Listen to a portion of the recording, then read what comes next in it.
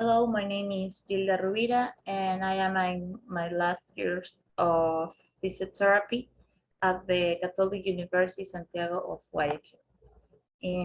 And my topic is functional recovery in a 67 years old male with staphylococcus aureus spinal cord abscess. Well, um, our introduction, formation of an abscess occurs when invasion of bacterial agent cause of collection of the neutrophils commonly now as pus to form in an area of the body. While the process of abscess formation is a relatively benign compressions on surrounding structures can occur and cause disruptions of the function of adjacent tissues. Abscess can form in any area of the body, including the skin, peritoneal space, abdominal organs, connective tissue, and muscle, as well as in nervous tissue. Staphylococcus aureus is a common bacterial cause of abscess in humans due to the radical response of the immune system to the invasion of this agent. Additionally, humans are natural hosts with sorry, um, 15% of the population having some level of Staphylococcus aureus colonization, which increase the risk of subsequent infection. The existence of new antibiotic-resistant strains of Staphylococcus aureus necessitates the use of aggressive antibiotic therapy with potent medication when abscess form in or near the spinal cord, significant uh, signs and symptoms can arise and should be addressed promptly.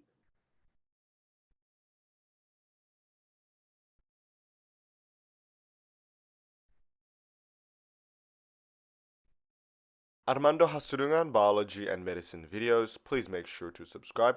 Join the forum and group for the latest videos. Please visit Facebook Armando Hasurungan.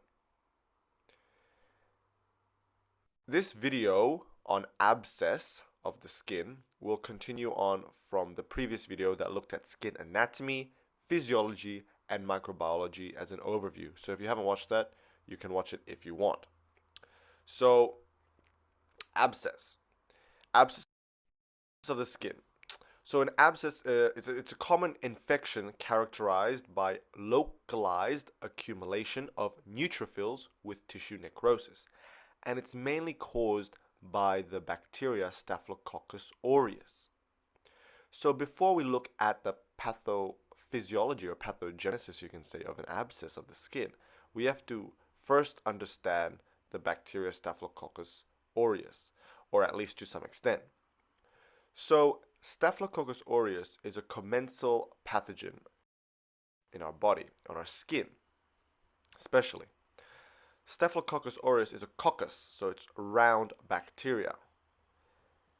The bacteria has DNA, circular DNA, as well as plasmids, which are also genetic material, usually containing some forms of resistant genes. Now let's look at some virulent factors of the bacteria, which allows it to infiltrate and invade other organisms. So the Staphylococcus aureus is a gram-positive bacteria, and so has a cell wall with a thick peptidoglycan layer and an inner lipid membrane layer.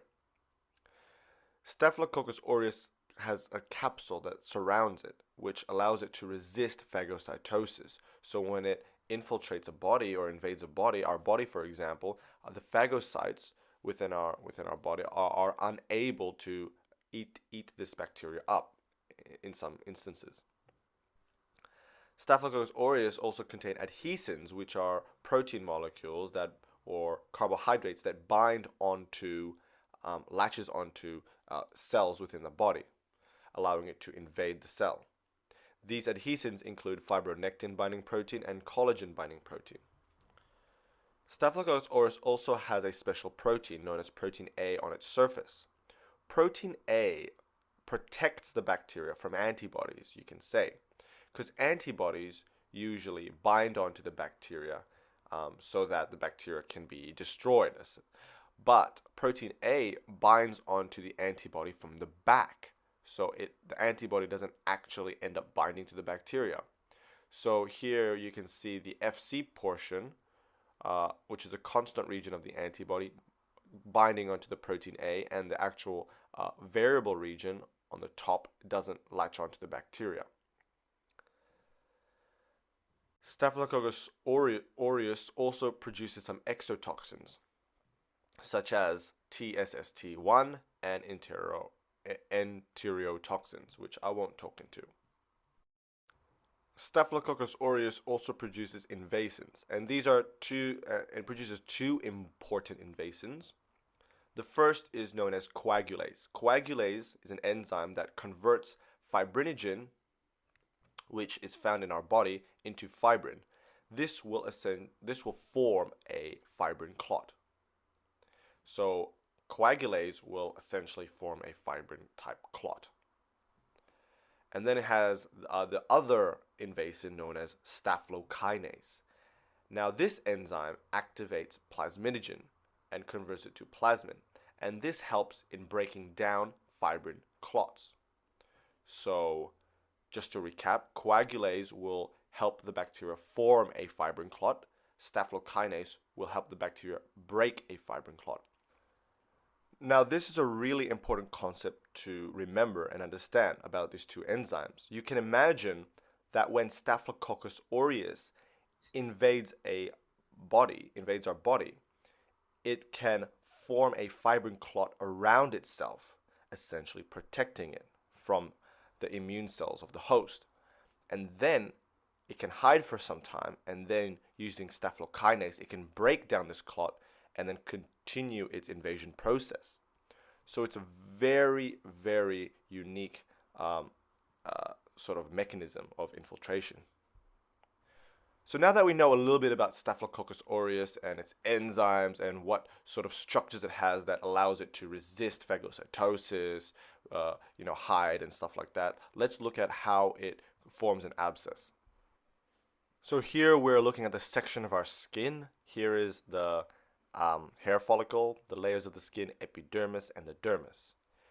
Now within the layers of the skin, we can find some cells, some immune cells that help protect our body from foreign substances and bacteria and pathogens.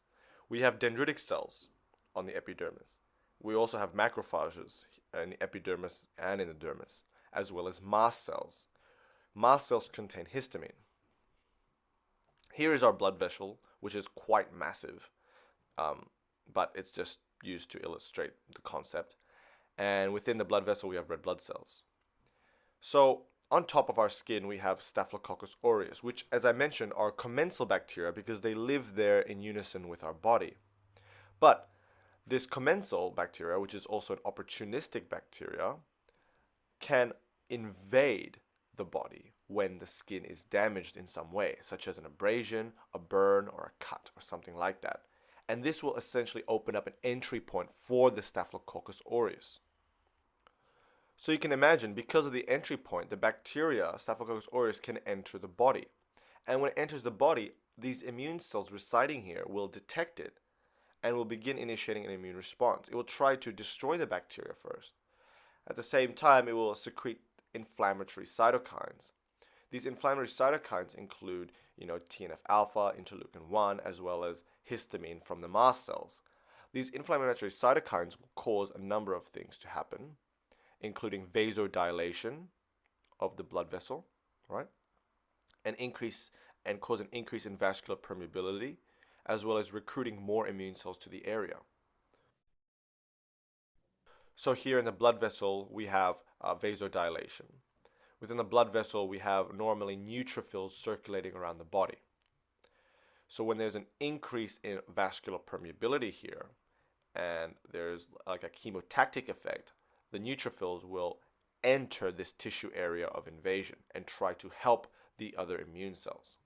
So here we have now many neutrophils in the area, and they're coming like an army trying to that will try to destroy the bacteria.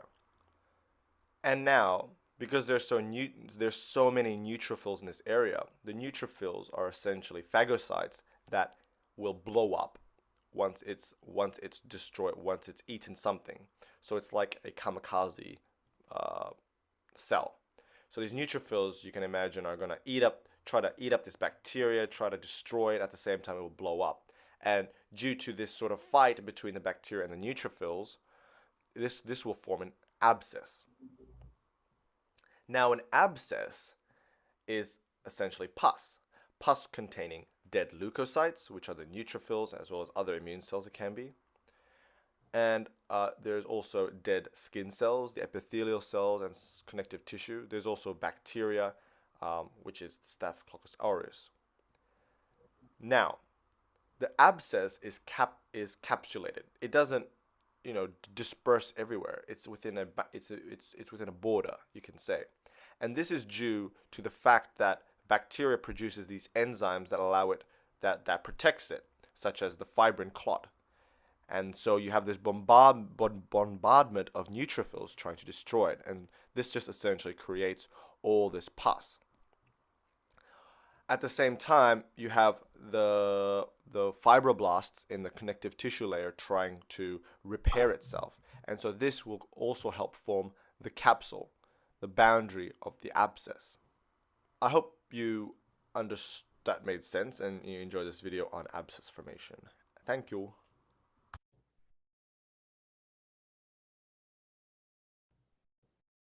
Well, how case descriptions and patient.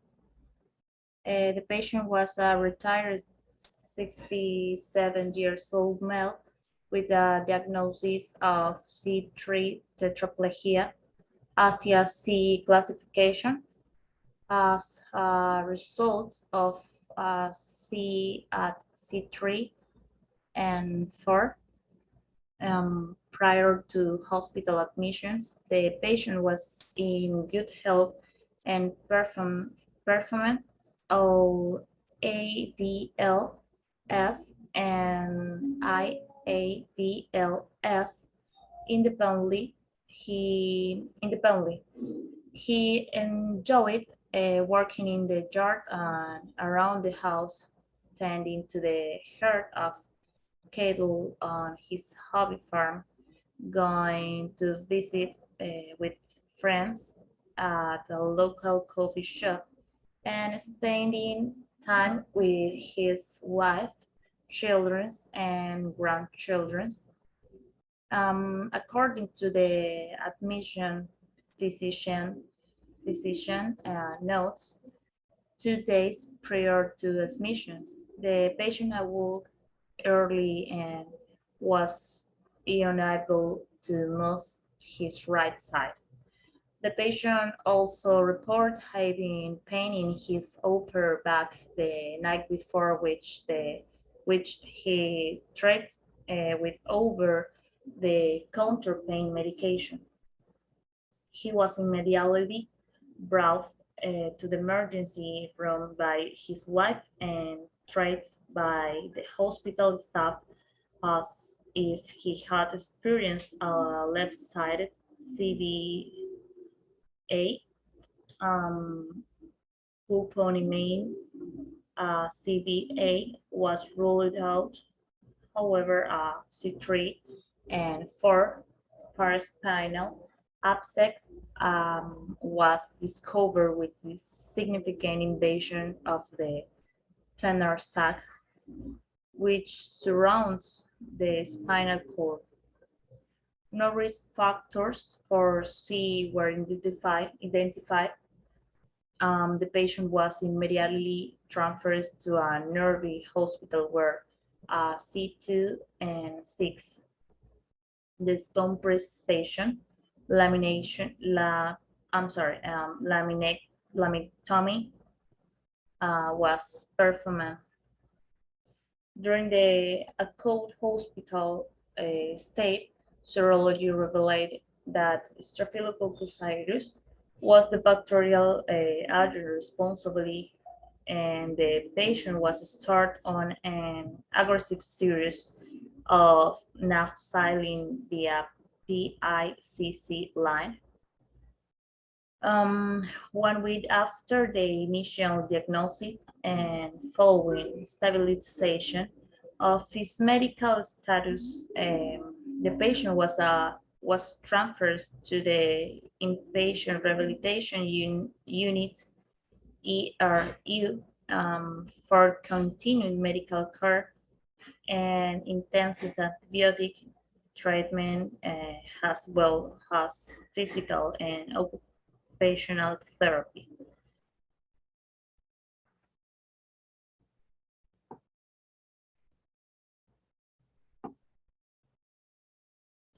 In the examination, the patient was examined by one of the staff physical therapists 1 day after he was admitted to the IRU. Standard physical therapy examination of patient in the IRU is based upon FIM scoring and includes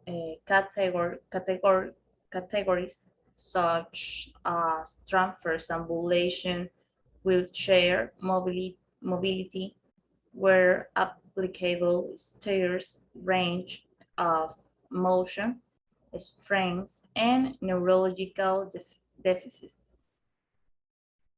The functional independence measures FIM is a commonly used performance measures used primarily in the IRU to describe patient functional ability. Patients are rated on their ability to perform 18 tasks, including 13 motors and 5 cognitive items.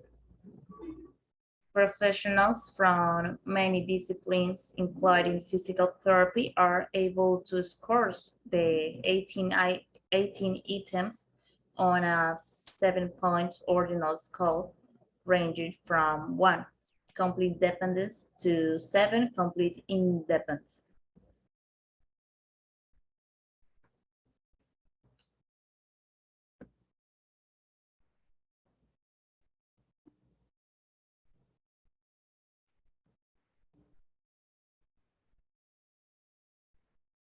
Staph infections are very common in humans. We have staph and strep germs on our skin and bodies all the time. When you get cut or injured, something that injects or causes the staph to enter your skin, which is usually a natural barrier to the bacteria on our skin and in the outside world, it can start to reproduce and increase the population in that injury, then cause an inflammatory reaction in the tissue, and this is a staph infection.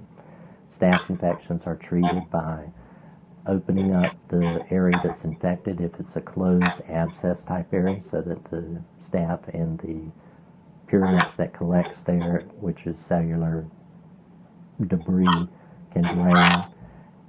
You also use antibiotics, which are specifically designed to treat and attack the staph germ and kill it. And that is the primary way to reduce the infection. Hand washing is also a good way to cut down on staph, because if you get cut or something, you have staph on your fingers and you rub the wounds or whatever, and you can push staph down into those wounds and make the infection occur. Staph and strep and other germs are commonly on your body at all times, from head to toe, in your mouth, in your nose, everywhere. And once it enters the body's protective layer of skin, it can cause infections. Or if it gets inside the body where there's less movement of air, such as lungs and all, you can get staph infections of the lung and so forth. But the staph is present all the time, everywhere on your body and everybody else's body. There are also a new type of staph called methicillin-resistant staph that is a much more serious infection because there are only a few antibiotics that can treat that bacteria and kill it. So particularly in hospitals, people must wash their hands and make sure they don't contact other patients or people that may have this methicillin-resistant staph.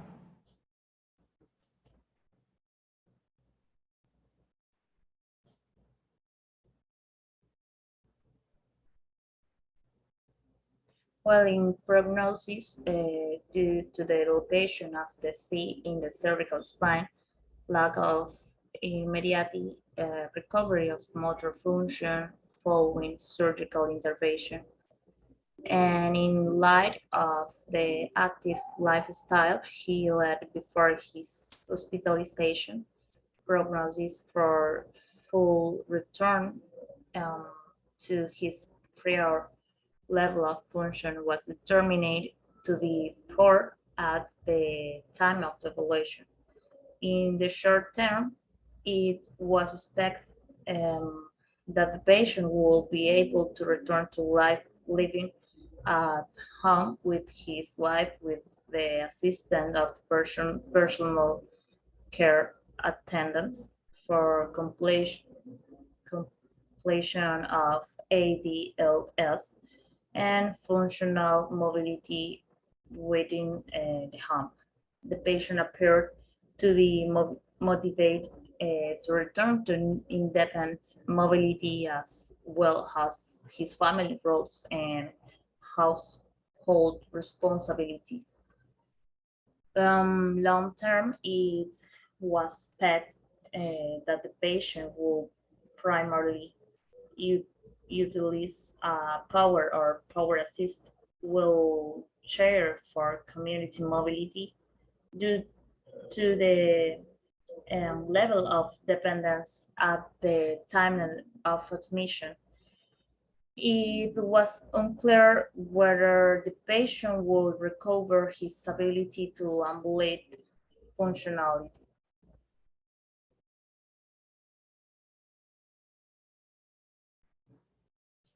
In the intervention, during the 43 days, the patient was in the inpatient unit.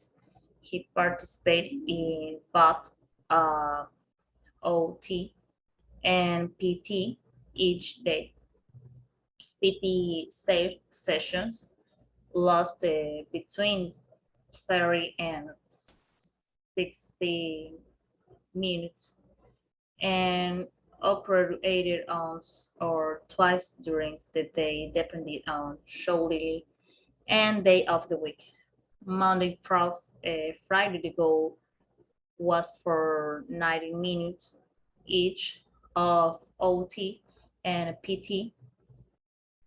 Um, well, in Saturday and Sunday were typically reserved for rest and activities with lower intensity and account for 12 days of the inpatient stay. During weeks during, during weeks 1 and 2, interventions were focused on functional training for transfers and straining of the trunk and lower extremities. Starting in week 2, this decreased activity tolerance was addressed by increasing support citing time and through the use of the new step recombinant exercise machine as well as through the progression of ambulation to include long distance without rest breaks. Additional treatments categories are listed below. A complete list of intervention by week can be found in appendix C.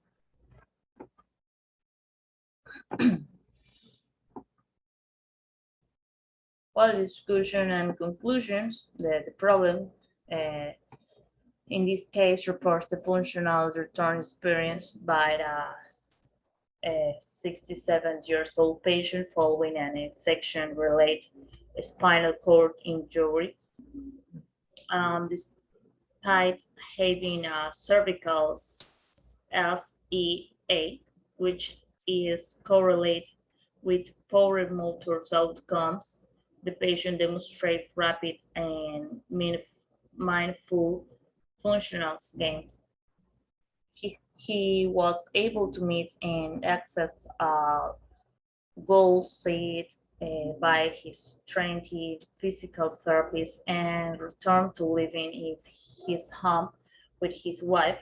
Home care PT and nursing service were ordered for these patients as we was scheduled to be on IV antibiotics. I'm sorry, for an additional 10 days. When his antibiotics were discontinued, transitions to outpatient therapy service was recommended for continued functional gains. Drivelance et al. Reports a similar case of cervical SEA with a soft tissue origin in a 7-year-old male with no identified risk factors. Location of the SEA was similar in the two cases and management included surgical and pharmacological treatments. Presenting things were similar to the current case and included pain, weakness, and sensory deficit. The main difference between this case, however, is that the patient in the previously reported case had no neurological involvement following a surgical intervention. For the current patient, neurological deficits remained necessitating 7 weeks stay in the IRU. These patients' outcomes support the previously reported recovery potentials of individuals with SEA. Sauli et al. Reports that 60% of patients that are affected by SEA have good motor outcomes. Additionally, Ku et al. Report that patients with SEA have greater improvements in motor function when compared with similar patients following TSCI. On the other hand, the patient manifold functional gains contrast with reports that those patients with moderate disability are bedridden prior to surgical intervention or have prolonged paralysis.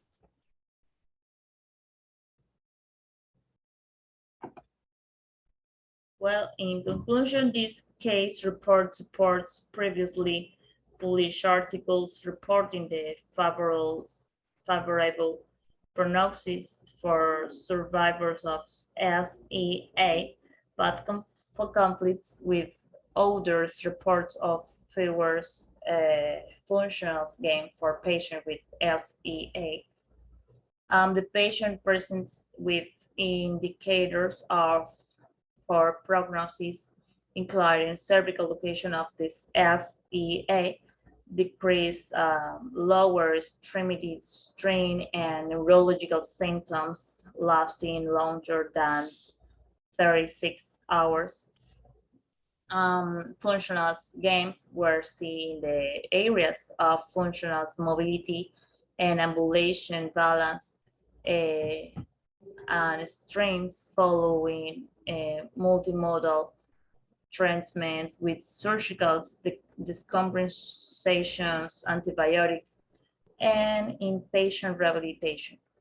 While comments cannot be made on the causative relationships between rehabilitation and the patient's favorable outcomes, it is reasonable to state that they played a crucial role in his ability to return home.